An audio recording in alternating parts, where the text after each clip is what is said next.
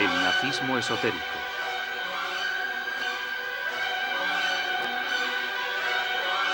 El mito, lo sagrado, lo oculto.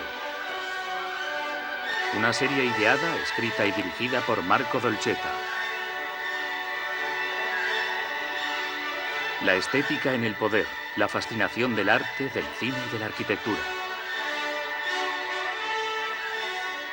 Inicialmente, la actitud predominante en la política artística nacionalsocialista fue arremeter contra el movimiento artístico moderno. Sin embargo, paralelamente a su eliminación, se hizo necesaria la creación de un arte nuevo, diferente, que ocupara el lugar del anterior. Una pintura que sacara a la luz la idea que tenía de sí mismo un Estado guiado por un partido nacionalsocialista. El mismo Hitler procuró una justificación teórica a esa concepción. En la pintura y también en la escultura, la esencia de lo germánico, de lo alemán popular, reside en lo estático y lo profético. El gusto personal de Hitler en el campo artístico difiere ligeramente del prototipo del régimen. Su cuadro preferido es La isla de los muertos, de Böcklin, un cuadro clásico de la cultura alemana del romanticismo tardío.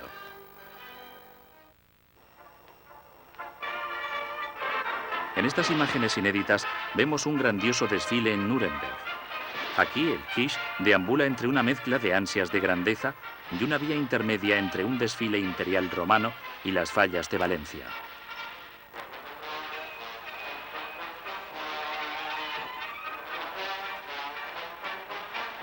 La tendencia hacia el superhombre fue desarrollada con el máximo empeño y capacidad expresiva para convertir el arte y el espectáculo en un instrumento político y de masas que apuntaba hacia la estandarización y el conformismo.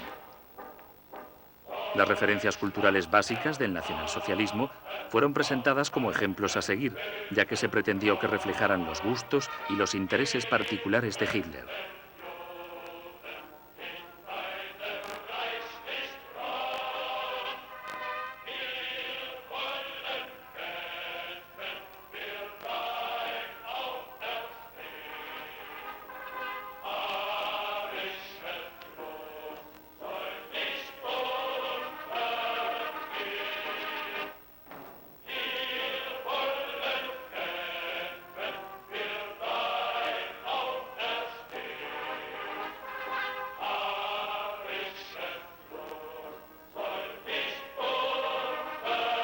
Ya habíamos hablado de la doble concepción artística de Hitler.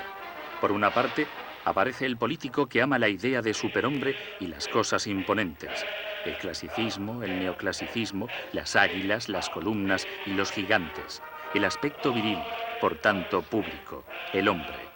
Por otra parte, está el acuarelista romántico que, de manera precisa y casi femenina, retrata los paisajes típicos de Austria y de la Baja Baviera. Tan solo las iras divinas de Wagner pueden exaltarle y hacerle salir de su sueño estático. Wagner fue el ídolo y el mito cultural de su infancia. Hitler, además, fue el diseñador y creador del logotipo más genial y más logrado del siglo XX.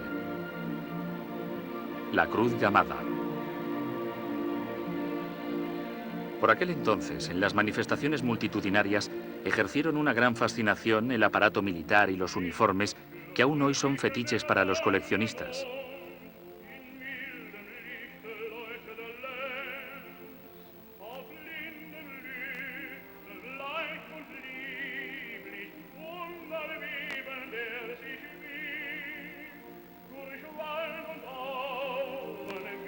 Eran habituales los rituales en masa, las banderas, los fuegos, los desfiles y las apariciones, incluso al estilo papal, asomándose a la ventana.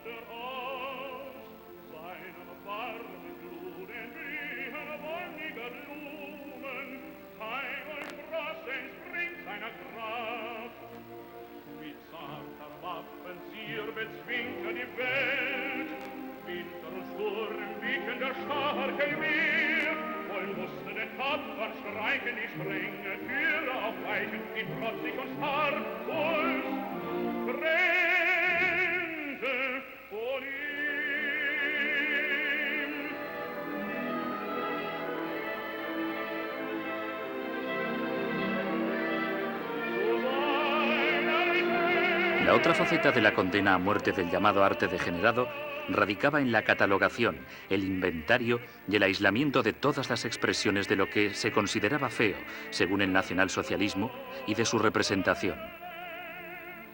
Las obras de Van Gogh, Kandinsky y Picasso eran todas manifestaciones de arte degenerado que fueron expuestas en las muestras que recorrían el país para instruir al pueblo alemán sobre lo que, de aquel momento en adelante, sería considerado bello o feo.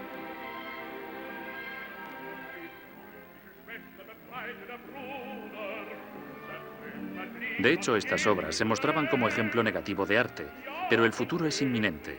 Las miniaturas de las futuras construcciones son la representación monumental del porvenir del nacionalsocialismo y su realización entre la realidad y el mito. Aquí, el Führer observa la maqueta, en escala reducida, del futuro Museo de Arte Contemporáneo de Múnich.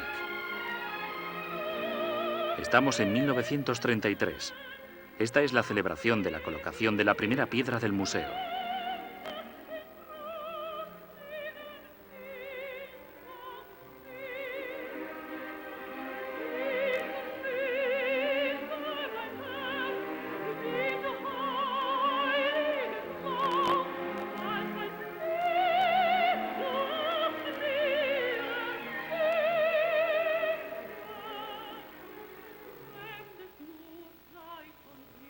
Goebbels será, desde el principio, el alma y el cerebro de toda la propaganda nacionalsocialista.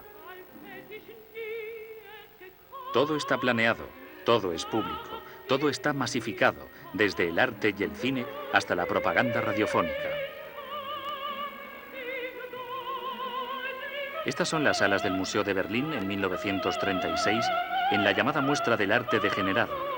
Y aquí tenemos las maquetas del proyecto de Albert Speer para el Berlín del futuro.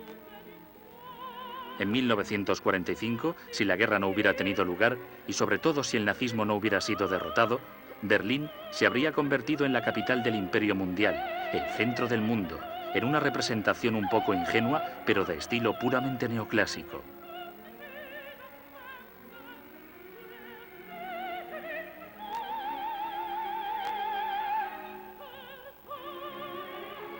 Pretendía ser la nueva Atenas. Hitler no pasó por alto ninguno de los detalles preliminares y los discutió con Speer y Bormann. Además, hizo bocetos que luego Speer realizó desde el punto de vista arquitectónico. En efecto, Albert Speer es el arquitecto del régimen. Desde el punto de vista estético, su proyecto era construir en el interior de la Nueva Berlín un panteón, un Valhalla que recordase el Panteón de Roma y que sin duda sería la parte más representativa de este proyecto.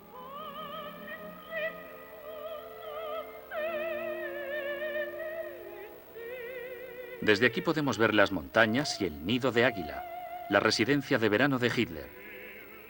Allí Hitler pintaba sus cuadros durante las vacaciones de verano. Los temas son la montaña, los picos, los árboles, la naturaleza, temas típicos de un alma, en el fondo romántica.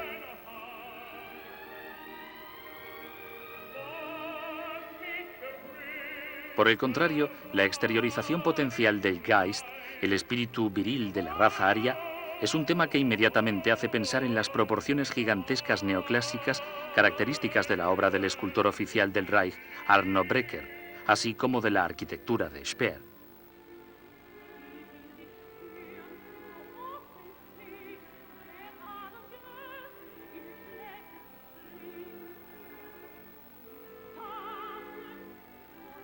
Lo bello, entendido en el sentido clásico, y las enormes dimensiones que de allí se derivan son evidentes en estas imágenes.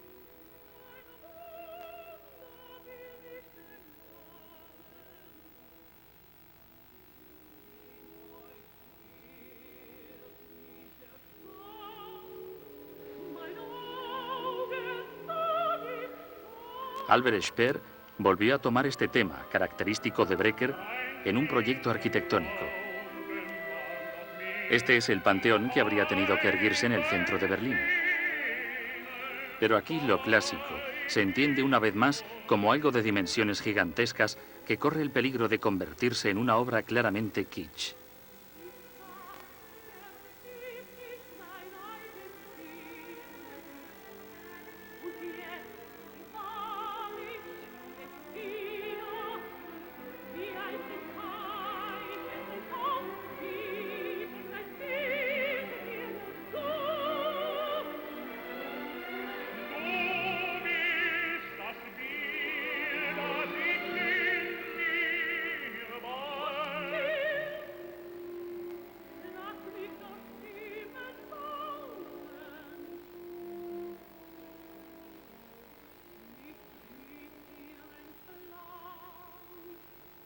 La bandera del Reich ondea sobre el Partenón de Atenas.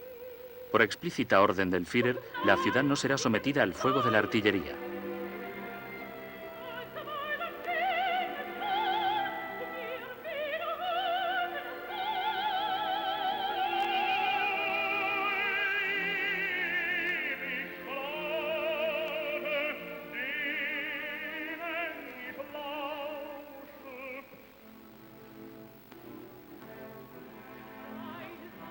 Podemos ver que la invasión de un país enemigo se llevará a cabo por simples turistas alemanes acampados de modo infantil entre las ruinas griegas.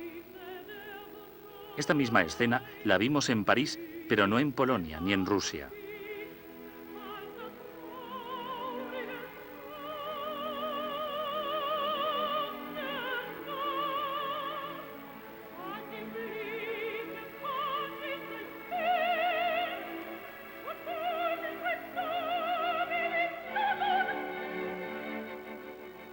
El sexo purificado a través de un nudismo heroico materialista, aparentemente sin malicia y convertido en mitológico y neoclásico, se alterna con imágenes de familias modelo nazis o con escenas de cotidiano heroísmo de guerra. Estos son los temas habituales del imaginario pictórico que prosperó durante 10 años y caracterizó al régimen nacionalsocialista, que lo apoyó con entusiasmo.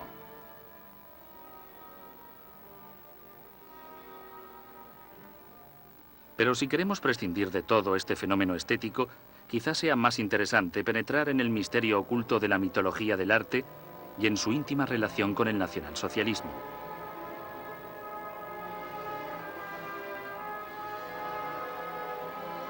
Esto no se puede conseguir a través de escenas de guerra o estetizantes, sino entendiendo el gusto artístico más profundo del Führer.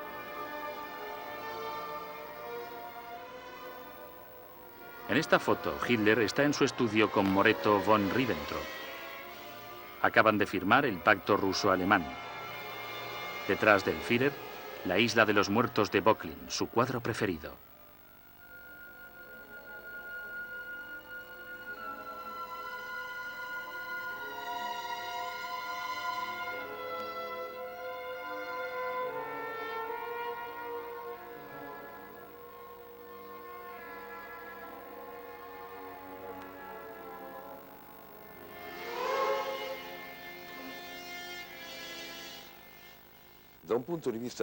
Desde el punto de vista psicológico, La isla de los muertos de Böcklin es un cuadro especialmente interesante.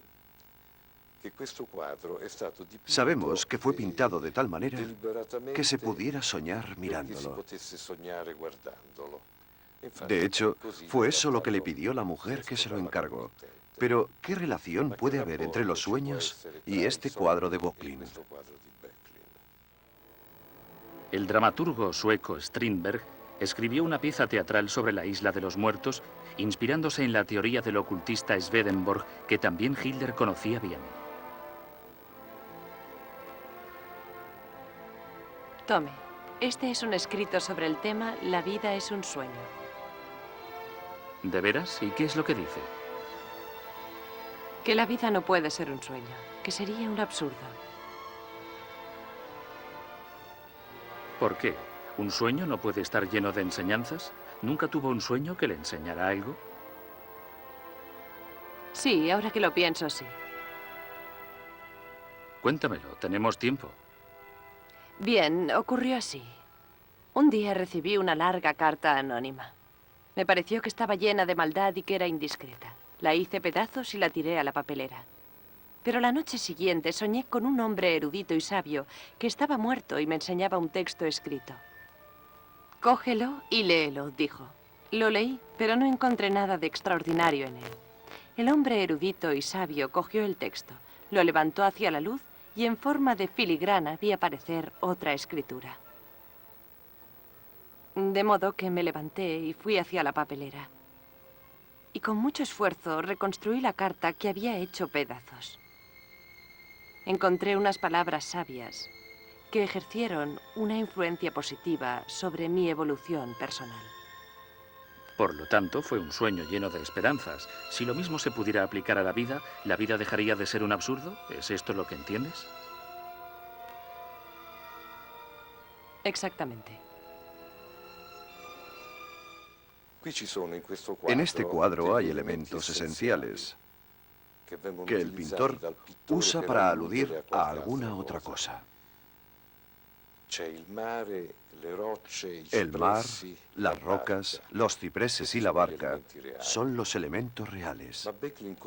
Pero a través de estos, Böcklin quiere hacernos oír el silencio. Quiere hacernos percibir la inmovilidad de la muerte y quizás, a su manera, su belleza, porque esta era su forma de sentir. De este modo, cada uno de nosotros puede proyectar en este cuadro los elementos inconscientes de su psique, relativos al problema de la muerte. Cada uno a su manera, pero de un modo que todos pueden comprender.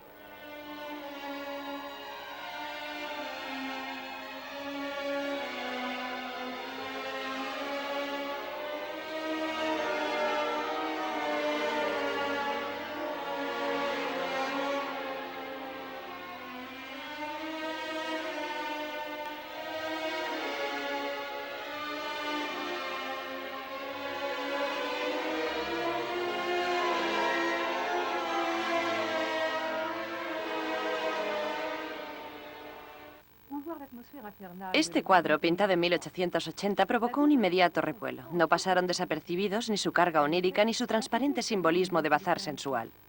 Además, debemos tener presente la importancia del pintor en aquel momento. La barca, los cipreses, las rocas impregnadas de mitología son algo que todo el mundo puede ver. Pero queda el misterio. No es posible librarse del hechizo de la isla de los muertos. En vista del éxito, Böcklin se apresuró a pintar otras versiones del cuadro, como era usual en una época en que la fotografía no tardaría en mostrar su camino. Todo el Tercer Reich se verá sacudido por una polémica. ¿Es Böcklin un auténtico pintorario o es uno de esos malditos decadentes nostálgicos de Italia?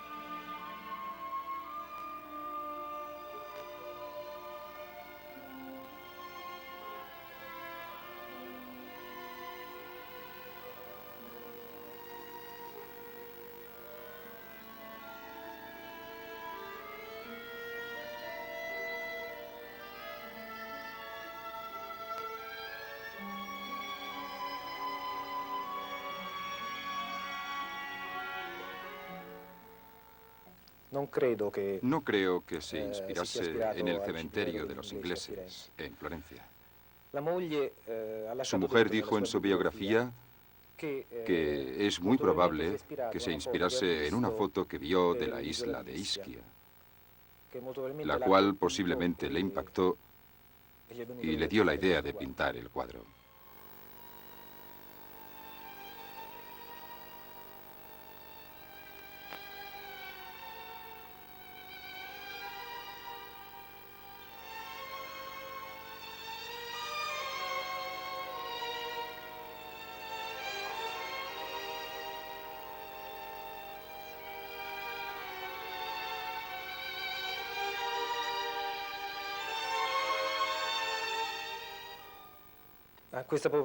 Pero sin duda es realmente popular. Yo no puedo testimoniar cómo fue en aquel periodo porque todavía no había nacido. Lo que puedo decir es que durante un viaje que hice a Suiza, a principios de los años 50, observé que muchos locales públicos, bares y restaurantes tenían una reproducción de este cuadro, hecho que indicaba su popularidad.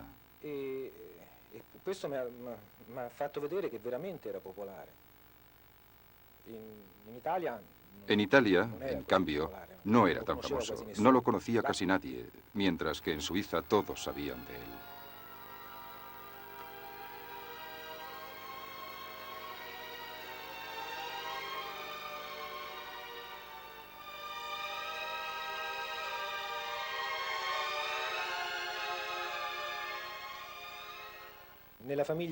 En la familia reinó siempre un estado como de locura.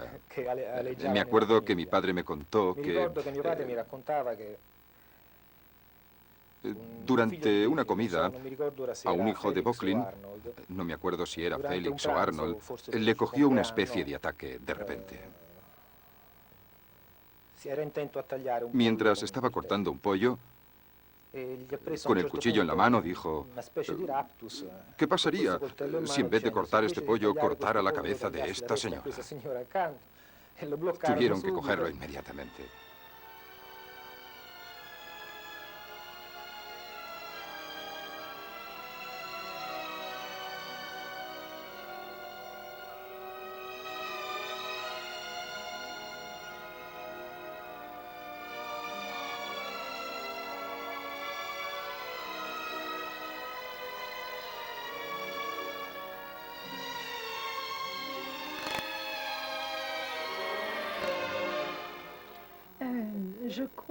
Creo que Hitler consiguió este cuadro en 1930 a cambio de 2 cuadros impresionistas de la Galería Nacional.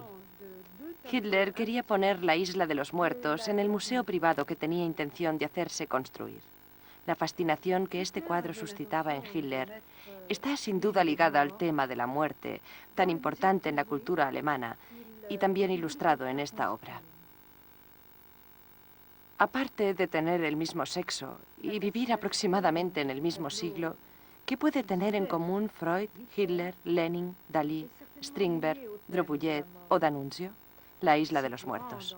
Todos pertenecen a este club fantasma que reúne a los que idolatran la Isla de los Muertos, a veces hasta perder la vida.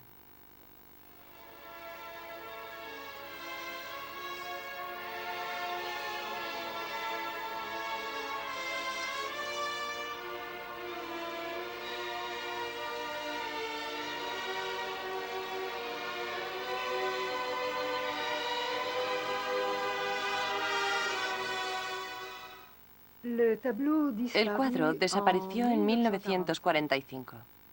Sabemos con seguridad que antes de esta fecha se encontraba en la Cancillería del Reich.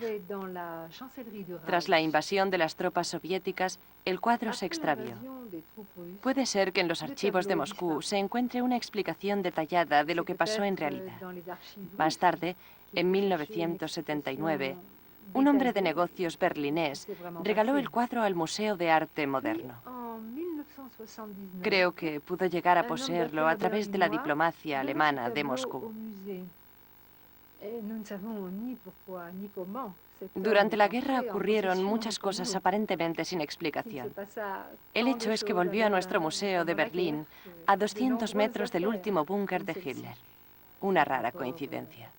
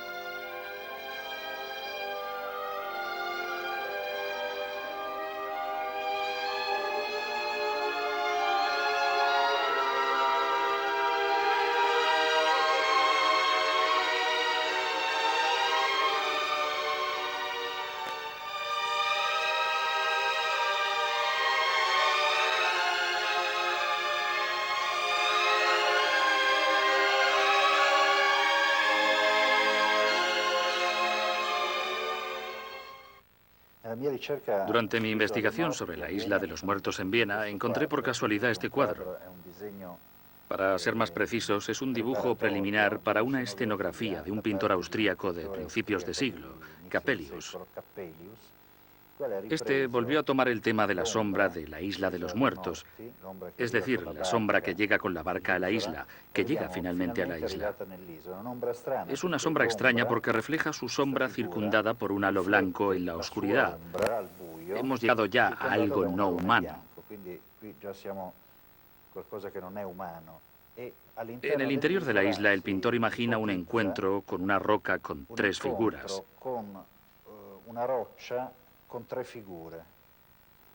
La figura grande, una esfinge, representa la casualidad.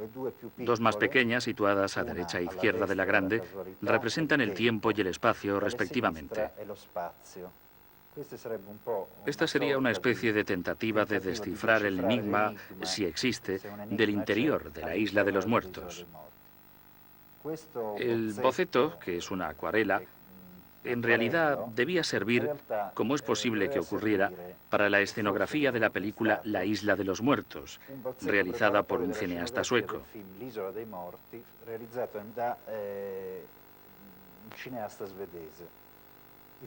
El film desapareció, por lo que no sabemos si esta escenografía de hecho llegó a usarse ni cómo se utilizó.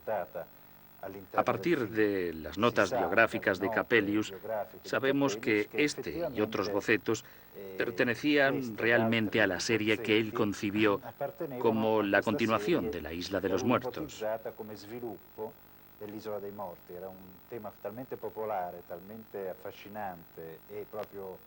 Este cuadro era un auténtico bestseller de la pintura y entrañaba un tema tan popular, tan fascinante, que más de un pintor intentó desarrollarlo.